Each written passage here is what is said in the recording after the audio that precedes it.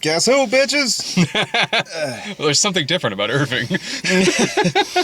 What can I say? He's smoking now. Eh. Well, you know, these things happen. Also, apparently I've gotten a tan. Oh, we got posters too, so I can hold this up as the it's just instead of actually having to. You know, that's what you pay your bonus IMAX price for. Although, as he found out, when you come to Detroit, apparently IMAX ain't that pricey. At this particular theater, no. This particular theater is like, it's a nice theater, which is why I'm always thrown off when we go inside of there, and it's like, oh, that'll be $6. Really? This theater's like as nice as the one we always go to in Springfield. Oh, hey, you might hear some tapping. Yeah, he's literally got the camera on him. This took us like a hot minute to get this set up. Yeah, he's got it on a box of jerky. Mm-hmm. I'm not kidding. It's on a box of jerky. We've set it on like empty cartons of gum, keys,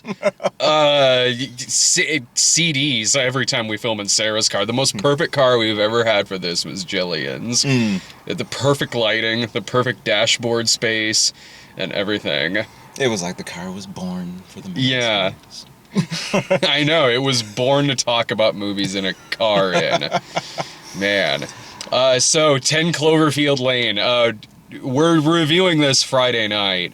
Last night we were out for Violet's birthday, and so at 3 o'clock this afternoon rolled around, and there was already someone on Twitter who was like, so I guess no midnight screenings this weekend.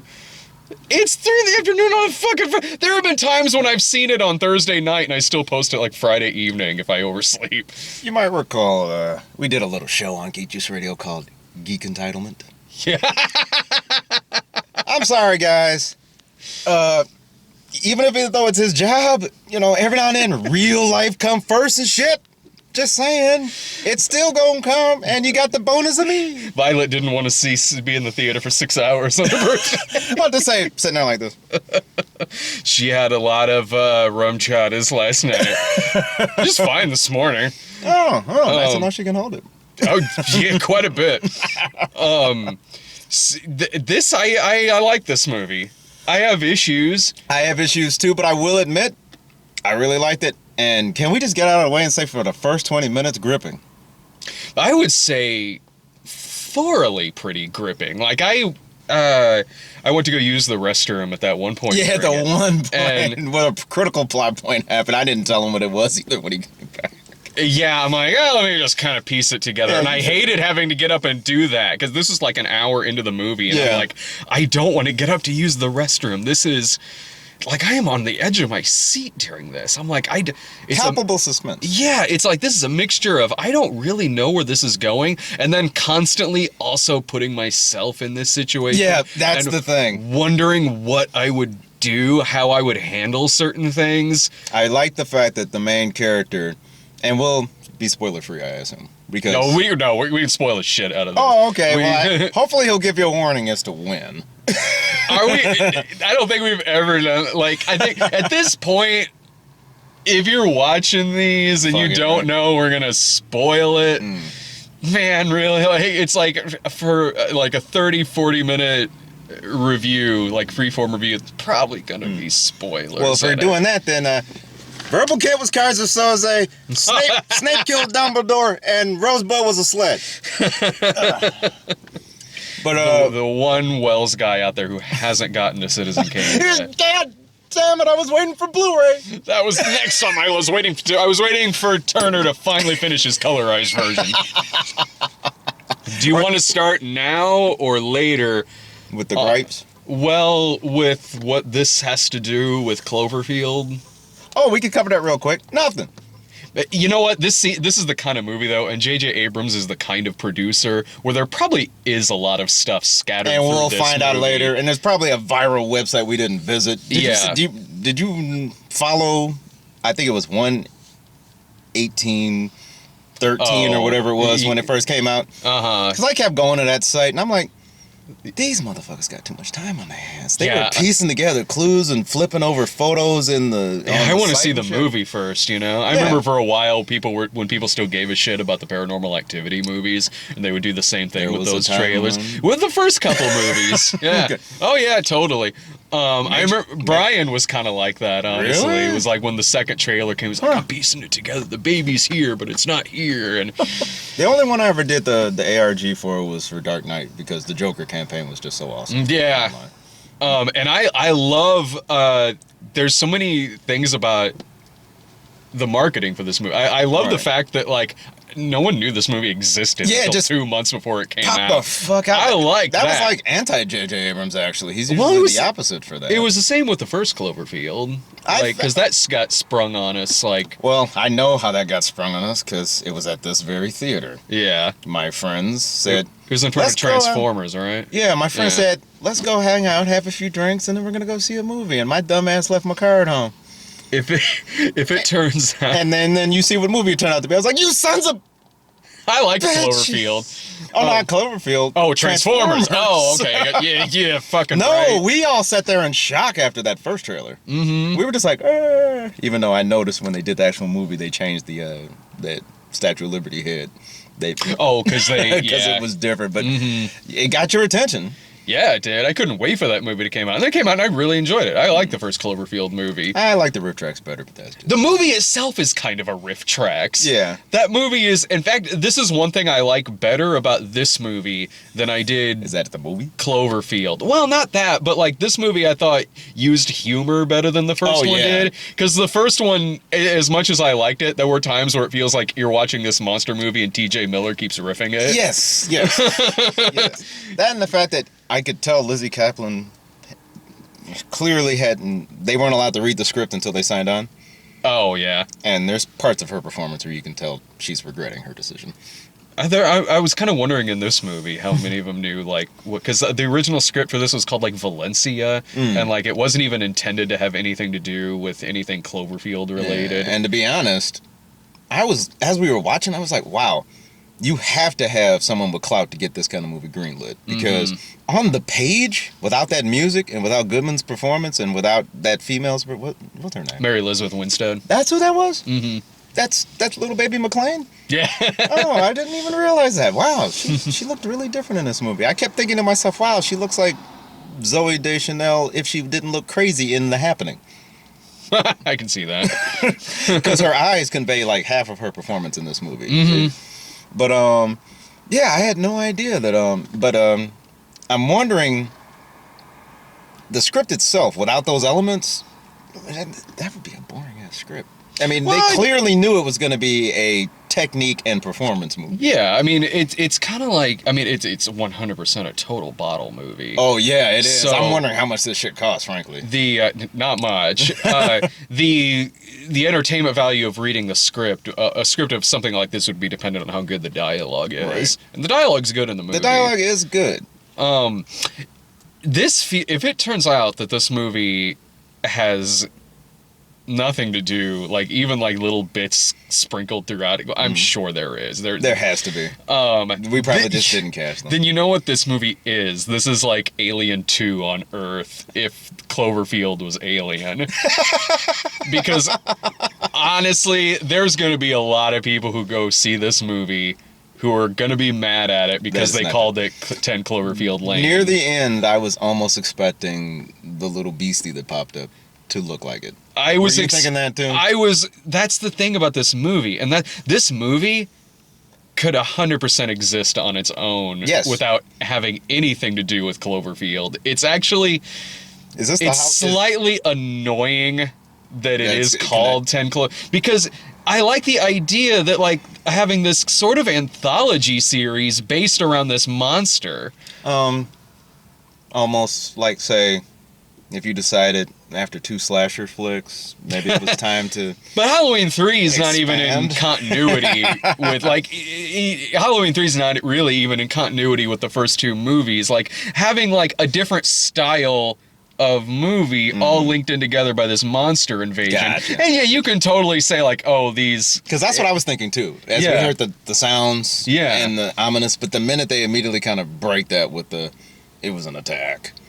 And I was like, and when he started going chemical and stuff, it's like, oh, they're not going to do that. Because originally I was thinking this was going to be a parallel movie. Like, this was happening over here while the Cloverfield monster thing was happening over there. Honestly, probably. Like, because, okay, in Cloverfield, when Lizzie Kaplan got, like, scratched or something, right? Yeah. And then she got popped like a zip. Yeah, and that's kind of what is happening with that woman who shows up at the window. True. So, yeah, it's like I can buy that this is the same universe, because it's like, okay, these could be part of the same species, I guess, or from the same planet as the monster from the first one, but I would not in a million years think that if this wasn't called 10 Cloverfield Lane.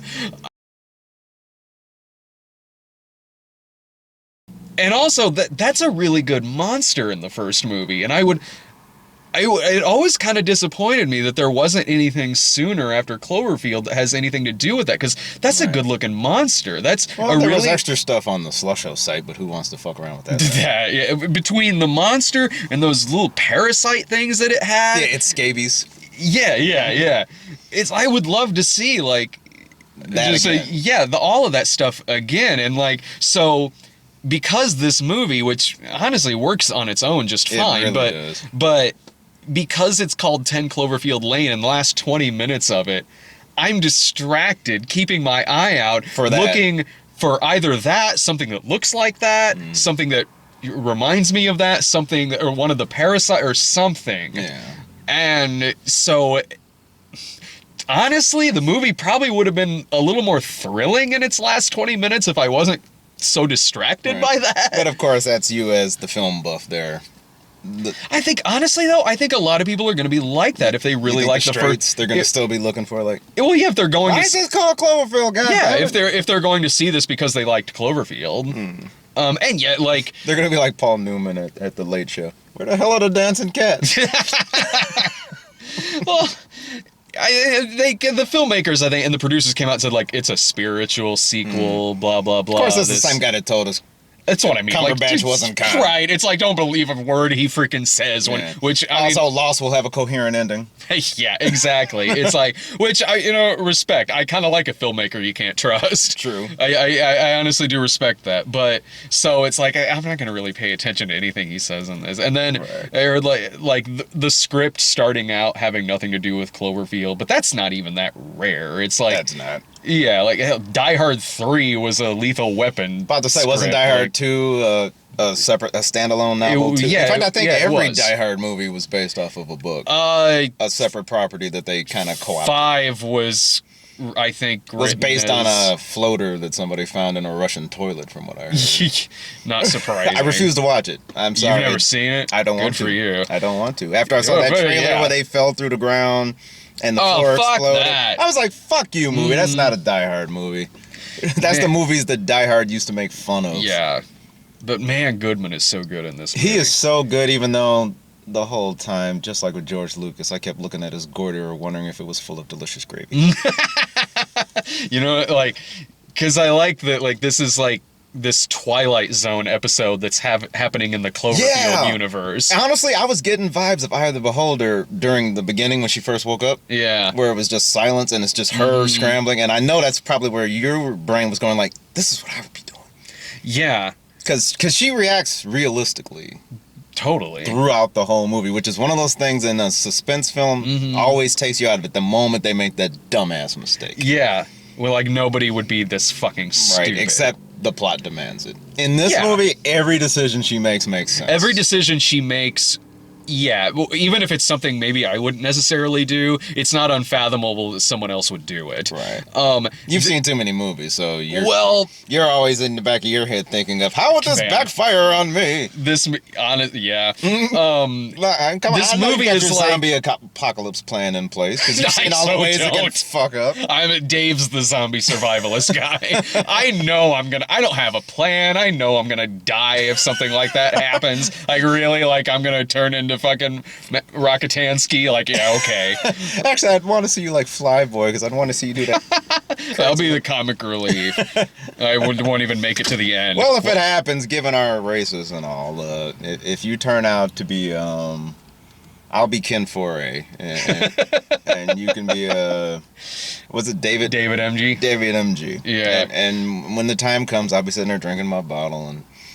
Nah, I think we'll do like Shaun of the Dead. I'll tie you up and we'll review VHS copies in the apocalypse together. Why not? Yeah. Why the hell not? I really want to say though, from the minute this movie started, that score had me. You know what it's kind of similar to? What is it? It's got some of the same beats as like the opening score of The Shining. You know what? It does. But it's good. And in fact, I can see where you saw those connections, especially with all the overhead car shots. That didn't hurt. Yeah. Especially when it showed all the trees too. But then again, you know, we're a sampling culture now. Yeah. Every filmmaker worth of salt has already done that. Oh yeah, I've totally the film projects I've done. Yeah, there's homages everywhere. This movie is like if there's an end of the world event that's happened and you're stuck in a bunker with Alex Jones. Like, crap, I don't know what I'd rather deal with. Like the fucking fallout above or and it doesn't hurt this fucking guy. And Goodman has that physical presence where when he goes off the handle, you're concerned. Between this and Walter Sobchak, it's like he has two characters that are based on John Milius. Like, wow. The only thing he's missing is the beret. Well, yeah. Whenever he starts out, it's like, wow, why is he acting so crazy? It's like, oh, he is crazy. So as it's going on, it's like, yeah, all right, like, I'm buying he's reacting fucking intimidating and rash and not like a normal person because he's not. But here's one thing I was wondering through it, and this is when I kind of got into like a what would I do kind of thing, because there comes a point in the movie later on into it where they kind of figure out that he's a killer or has killed somebody, right? Possibly a serial killer. And I had to ask myself, like, okay, the stuff about bad shit going on above ground at this point, they know it's true. He's not lying about it. What the attack is, they don't know, but they know something wrong. Something happened. And I'd have to ask myself, like, okay, does it matter that the guy I'm down here with maybe killed someone in his beforehand? He saved me. Yeah, it's like okay, like, yeah, so before this happened, you were Ted Bundy. Look, just like keep to your own room at night, man. Yeah, I mean the same way, like, you know, we probably would have hung out with them bikers in Dawn of the Dead. We would have been hanging out with what was his name? What was Savini's character's name? Damn it. They called him something, Snake, Slick, something like that. Was it? Fuck, I keep going to Sex Machine, but that's. No, Leatherman is. Yeah, damn it! It's your site, your comment. People will be like, "You're cinema snap. I can't believe you and the supposedly so knowledgeable Mr. X were unable to remember the name. Blade is his name because he pops back up in Land of the Dead. Oh, yeah. He couldn't get a visa to do the effects, and also I think he's still, even though they play nice, at least he's still pissed off. At least he wasn't replaced by Jake Busey. Like, Dusk Till Dawn. You had to bring us back. You know back. That writer's still sitting there like, why didn't they talk about season 2? Oh, now there's somebody watching this who we've mentioned, like, oh, that's why his voice sounds familiar. Exactly. It's like, I could have sworn I said asshole and kept interrupting him every time on that podcast. Dude, I was thankful for there were some days where I just did not know what to talk about. I'm like, I don't know. Like, this shit happened. It was kind of like the movie. It was some bullshit. This part was all right.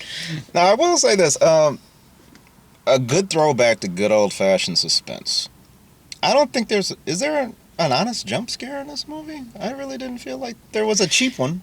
No, not a cheap one. Like, because there are moments where it's so well paced and the characters are so well written in this that it earns you being on the edge of your seat, because there's so many times when you think a jump scare is going to happen, but you're not sitting there thinking like, this is going to be cheap and stupid. No, it's like I'm legitimately kind of frightened in this situation. A lot of when she's looking out the window or rounding the corner, or especially in the end when he's chasing her, and when they're, oh God, just little moments, like when they're playing charades. Or that little... it was like a Trivial Pursuit game, but they had an egg timer. Yeah, it was like pyramid or something like that, where they're given given clues, and the answer was Santa Claus. And they think for a moment there, I'm watching you when you sleep. Yeah, that was great. Well, of course, that was all Goodman. Oh yeah, Goodman's awesome in this movie, guys. Just so y'all know, he is. Goodman is incredible. I don't know if he's been scarier than he is. Seriously. I mean, we're talking like scary. Even running through the fire and Barton Fink. I don't think he was this scary. Nah. And the scene too where they're at the table, and in the trailer it showed when she cracks that bottle over him. Oh, okay. Yeah, and there we go.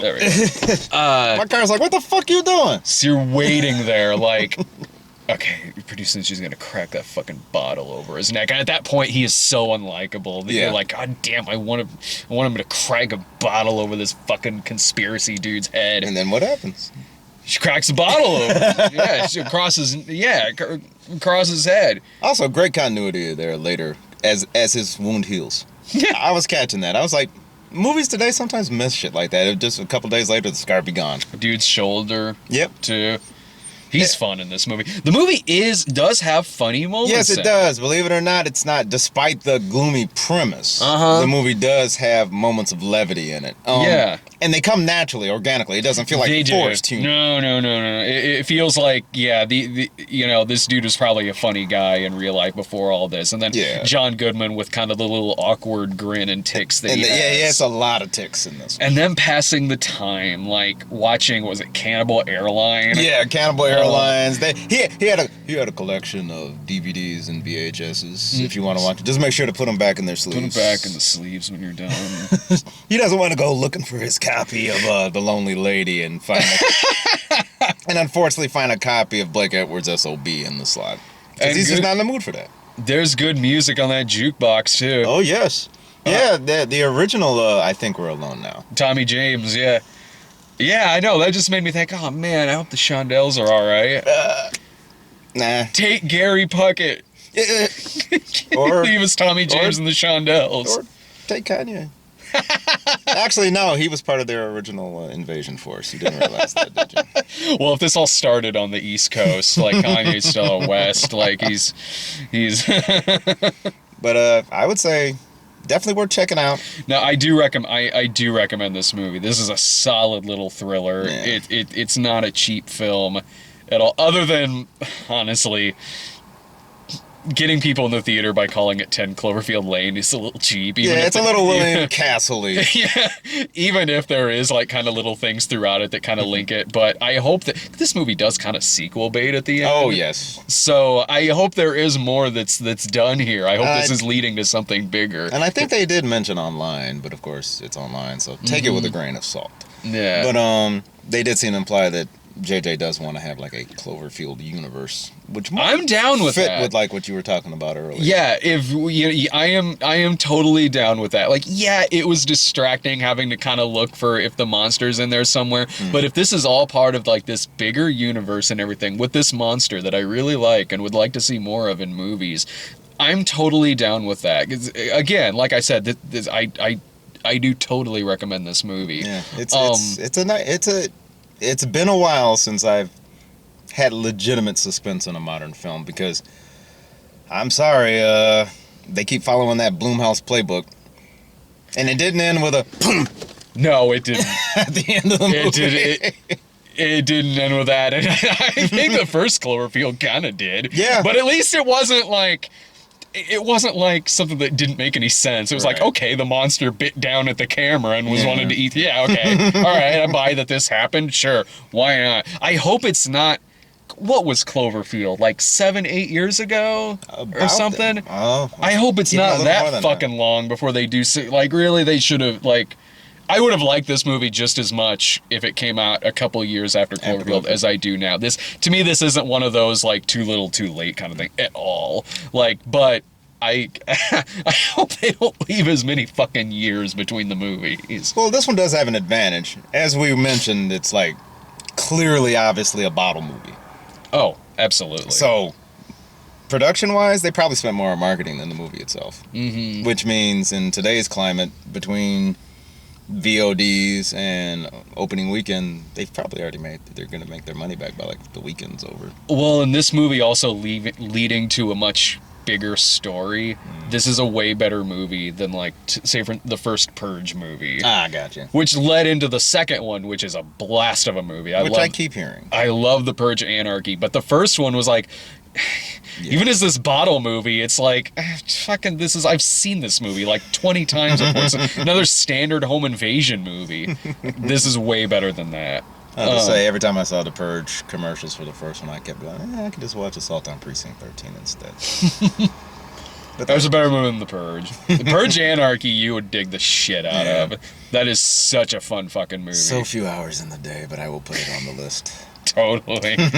But yeah, definitely check this one out, and we gotta go see the Black movie. Yeah, man. Brothers Grimsby.